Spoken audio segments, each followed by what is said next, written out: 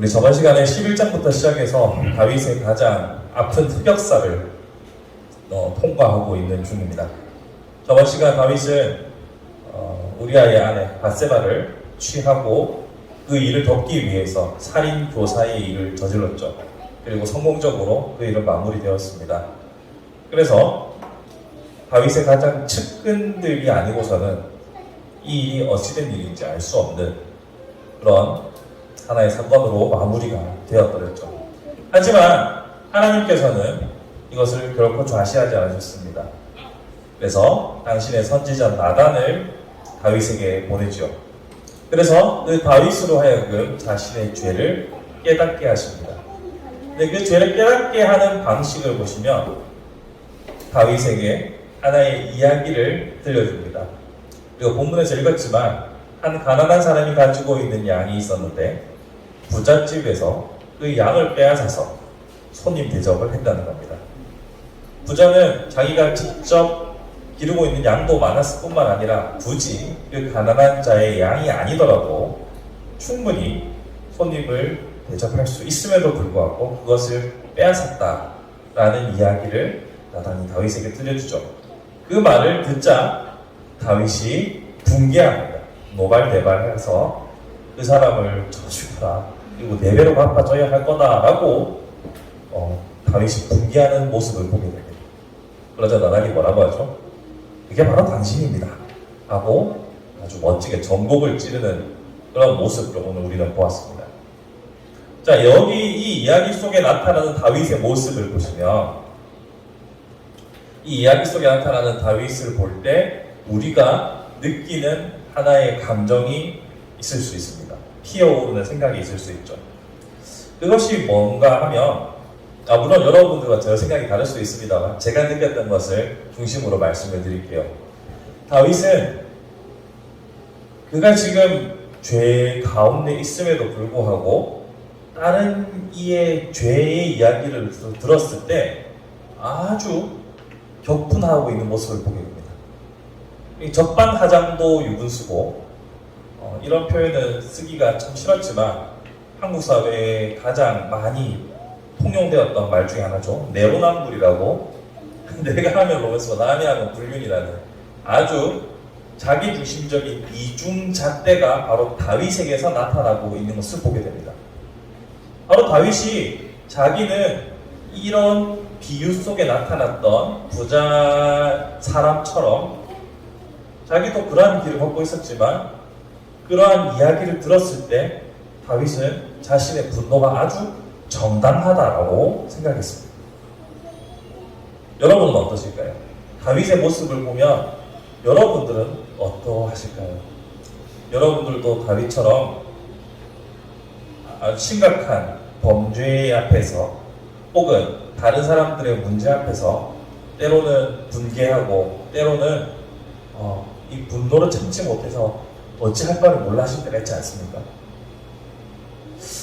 생각해보면 우리도 다윗처럼 똑같은 죄인임에도 불구하고 타인을 향하여서 이렇게 정죄하고 질책하고 분노할 때가 참 많지 않을까 생각을 해봅니다.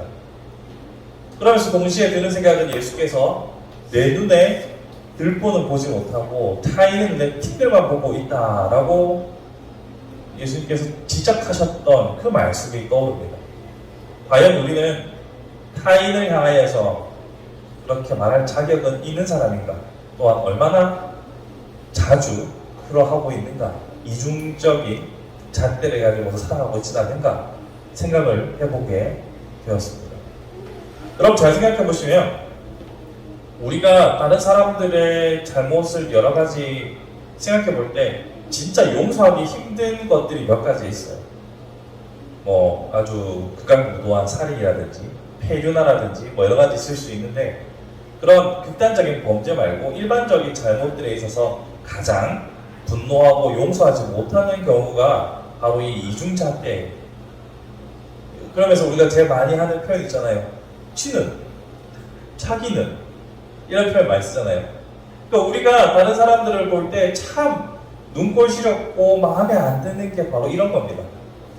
자기는 잘 못하면서 그 기준을 남한테는 엄격하게 되고 자신에게는 느슨하게 적용 삼는 모습이죠. 이런 모습들을 참 우리는 싫어합니다. 그런데 다윗도 그렇고 우리도 정작 그러한 사람들이 아니었을까 생각을 해보게 되는 거죠. 뿐만 아니라 이런 이중잣대 속에 살아가는 사람은 스스로를 절대로 발견하지 못합니다. 다윗에게 나단이 말해주는 순간에서야 비로소 다윗을 깨달은 거죠. 이게 참 무서운 겁니다. 다윗은 자신의 범죄를 깨닫기 전까지도 자신의 분노와 자신이 하는 모든 행위가 정당하다라고 느낄 만큼 자신의 죄에 대해서는 무뎌졌습니다. 반면에 그럼에도 불구하고 타인의 죄에 대해서는 여전히 예리한 모습을 보게 되죠. 이게 우리가 가지고 있는 인생의 아이러니 중에 하나입니다. 우리가 죄 가운데 있으면 우리의 죄에 대해서도 무뎌져야 되고 타인의 죄에 대해서도 무뎌져야 되는데 반대입니다. 내가 죄 가운데 있으면 나의 죄에 대해서는 무뎌지고 타인의 죄에 대해서는 아주 예리해지는 거죠. 이런 것을 유진 피터스는 종교적 감성이라고 했습니다. 종교인들이 이건 옳고 저것은 틀리고 막 이렇게 하면서 그거는 신성모독이야 막 이렇게 하는 그런 종교적인 종교인들의 특성들 생각해 보시면 쉽게 이해될 거예요. 이런 종교적 감성이 내가 죄 가운데 있을 때는 나에게는 무뎌지고 남한테는 예리해지는 아주 이중잣대가 전형적으로 드러나는 겁니다. 또한 반대로 내가 죄로부터 자유로운 상태에 있을 때는 나의 죄에 대해서는 엄청 예민해지고 타인의 죄에 대해서는 너그러워집니다. 이게 아주 아이러니한 신비죠. 죄의 속성이 이러합니다. 그런 의미에서 우리가 다른 사람의 눈에 타인의 티끌을 보지 마시고 여러분의 눈에 있는 들보를 보십시오 하고 예수님의 말씀을 인용해서 계속 그 말을 하는 것보다 오히려 여러분들이 하나님의 은혜 안에 거하고 성령님의 조명하심으로 여러분의 죄를 발견하면 남의 죄를 볼 틈이 없으실 겁니다 라고 말씀드릴 수 있게 되죠. 이 원리를 잘 알게 되면 내가 나도 이제 남을 좀 그만 비난해야 되는데 나도 좀 비판을 그만해야 할 텐데 나의 문제에 집중해야 할 텐데 라는 고민이 있으신 분들에게는 반드시 이 방법을 추천해 드립니다. 내가 나의 죄에 민감해지고 내가 나의 모습을 나의 상태에 집중하기 시작하면 남을 볼 겨를이 어디 있습니까? 뿐만 아니라 우리가 그토록 혐오하는 이중잣대로 남한테는 엄격하고 나한테는 아주 관대한 그런 모습도 떨쳐버릴 수 있게 되는 것이죠. 그런 의미에서 우리는 우리 자신의 죄를 엄밀하고 철저하게 살펴볼 수 있는 안목을 통하여 나에게는 엄밀하고 타인에게는 관대한 사람이 되기를 기도해야 합니다.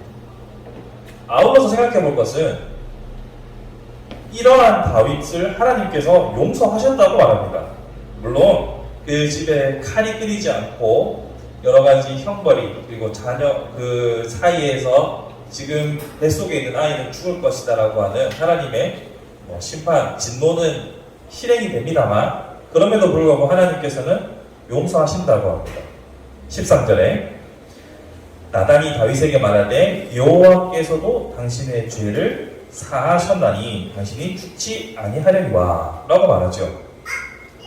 하나님께서는요 우리가 앞에서 말씀드렸던 것처럼 자기에게는 관대하고 남에게 엄격한 이중잣대를 가진 사람들을 우리는 무척이나 혐오하고 싫어합니다만 하나님께서는 용서하고 계십니다. 하나님께서는 다윗이 사울이 저질렀던 그 어떠한 범죄와도 비교할 수 없을 만큼 지금 심각한 범죄 가운데 있는 다윗이면서 동시에 아주 종교적인 감성이 충만해 있는 다윗에게조차도 하나님께서는 지금 용서를 베푸시고 있다는 것을 보게 되죠. 그러한 하나님을 우리는 기억해야 합니다. 하나님께서는 그렇게 추악한 상태에 있을 때조차도 용서하시고 사랑하시는 인자가 많으신 하나님이라는 사실을 우리는 항상 기억해야 합니다. 하지만 우리 종종 있습니다. 하나님의 그 따뜻하심과 그 사랑과 인자하심을 때로는 잊고서 그냥 마냥 두려움으로 하나님을 회피하고 떠나갈 때가 많죠. 그렇게 하나님을 떠나고 회피하면 아까도 말씀드린 것처럼 우리의 죄에 계속해서 무뎌질 것이고 우리 스스로에게 관대해지는 악순환이 반복되겠죠. 그런 의미에서 하나님께서는 여전히 나를 사랑하시고 다윗의 이러한 범죄에서도 용서하시고 사랑하시는 인자한 분이시라는 것을 기억하는 것이 중요합니다.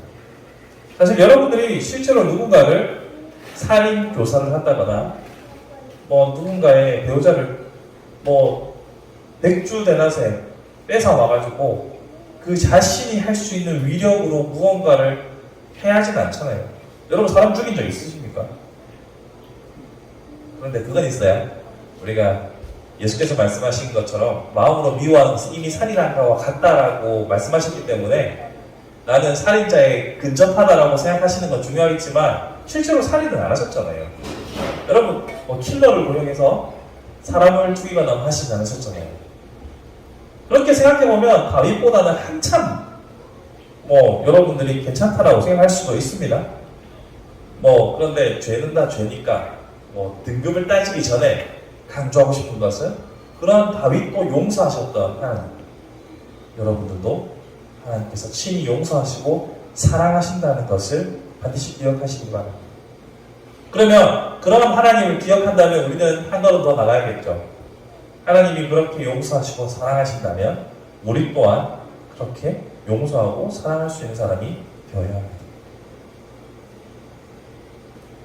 그러면 이게 다시 처음으로 돌아가는 겁니다. 내가 다른 사람들을 용서하고 사랑하는 게 쉽지 않잖아요. 어떻게 관대하게 용서할 수 있습니까? 다시 처음으로 돌아가서 우리가 죄에 스스로에게 엄밀하고 철저해지면 타인에게 관대해진다고 말씀드렸죠. 그러니 하나님의 사랑을 기억하고 인자하심을 알고 그 사랑을 실천하기 위해서는 다시 한번 내가 얼마나 큰 사랑과 용서를 받은 죄인인지를 깨닫는 것이 중요합니다. 그렇게 선순환이 돌아가는 것. 제가 늘 강조드리는 것은 바로 이 선순환이죠. 선순환. 저는 이 선순환의 사이클에 올라타는 것이 정말로 복된 신앙생활이라고 생각합니다. 꼭 금식 자체를 제가 말하는 건 아니지만 금식기도 들어가고 어떤 특별한 이벤트를 통해서 우리의 신앙이 극적으로 전환되는 것도 좋지만 저는 일상에서 우리의 삶이 하나님 앞에서 아름답게 세워져 가는 것을 늘 꿈꾸어 봅니다. 제가 한의원을 마지막으로 이 얘기를 드리고 말씀을 마치려고 하는데요. 추나나 이런 침 맞으러 한의원을 갈 때가 종종 있거든요. 그럴 때 가면 항상 한의사마다 똑같이 하는 말이 있습니다.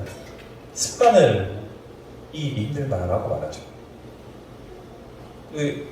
굽은 어깨나 거북목 같은 거, 그 다음에 골반이 틀어진 거 이런 거 아무리 병원에서 잡아줘도 습관을 이길 수는 없다라고 공통적으로 말하더라고요. 그럼 우리 신앙생활과 같이 연결해보면 우리가 아무리 특별한 집회를 한다든지 특별 금식 기도를 한다든지 어떤 이벤트도 좋지만 우리 평소의 삶에 있어서 바른 습관이 잡혀있고 선순환이 일어나는 것을 이길 수는 없다는 거죠. 다른 말로 하면 악순환이 일어나고 있는 나의 삶의 패턴이라면 백약이 무효할 수도 있다는 거죠. 그런 의미에서 오늘 용서하시는 하나님을 발견하고 또한 그 하나님 앞에 용서함을 구하면서 나의 죄를 발견하고 동시에 다른 이들의 범죄 앞에서 너그러움과 관용을 베풀 수 있는 그런 향기로운 그리스도인이 되었으면 좋겠습니다. 그런 삶을 위해서 날마다 서로에게 버팀목이 되어주고 서로에게 든든한 기둥이 되어서 함께 성장하고 아름답게 장성한 분량에 자라가는 저와 여러분들이 되기를 주님의 이름으로 축복합니다.